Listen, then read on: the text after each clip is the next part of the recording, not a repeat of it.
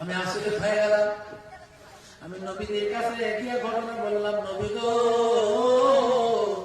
এমন এমন ঘটনা, আমার বাড়িতে ঘোড়া লাফাচ্ছিল, আমি হঠাৎ বাইরে গিয়ে দেখলাম আর লাফায় না, কিন্তু কি জানি নূর চলে গেল।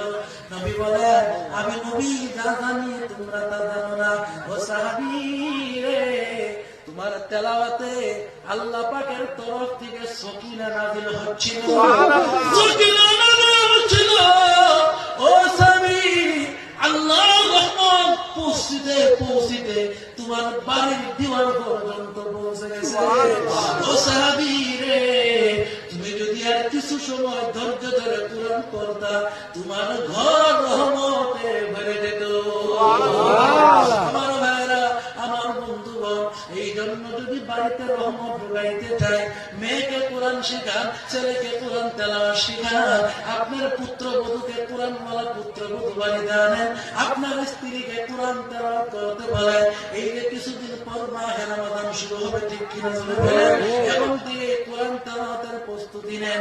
আপনি খতম দিবেন, আপনার স্ত্রী, আপনার ছেলে, আপনার মেয়ে, আপনার বাড়ির সবাই যদি কোরআন তেলাওয়াত করে, আর শান্তি থাকবে না, দুনিয়া থেকে বিপদ দূর হবে গো, বাড়িতে রহমত আসবে, শান্তি আসবে, বরকত আসবে, পরিবারের ভিতরে মহাব্বত বাড়বে, রিজিকে বরকত হবে, জান্নাতি বাড়ি হয়ে যাবে। নারে তাকবীর, নারে তাকবীর। তাবিজ না রাখবো না, কোরআন তেলাওয়াত শুরু করে দেন, এমনি শান্তি আসবে। ভাইরা আমার, বন্ধুগণ আমার,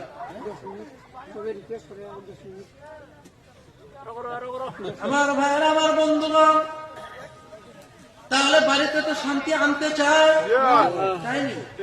সবাইকে কোরআন শেখানো লাগে, ঠিক কিনা? আপনার ছেলে ইঞ্জিনিয়ার হয়েছে, ইঞ্জিনিয়ারের দরকার আছে না নাই? ব্যারিস্টার লাগবে, ইঞ্জিনিয়ার লাগবে, প্রফেসর লাগবে।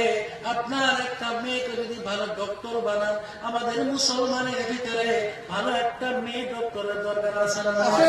অবশ্যই আছে। মা বলে ইজ্জত বাঁচবে, ঠিক কিনা? নাচ লাগবে, সব লাগবে, কিন্তু সাথে সাথে কোরআনও লাগবে। এমন সন্তান চলবে না যে সন্তান ব্যারিস্টার হয়ে গেছে, জানাজার মাঠে দাঁড়ায় হুজুর নিয়তটা বাংলাতে হয়ে যায়। এমন ইঞ্জিনিয়ারের কোন দাম আছে বলেন? এমন ইঞ্জিনিয়ার হতে হবে যে ইঞ্জিনিয়ার ইমামতি করতে পারে, ঠিক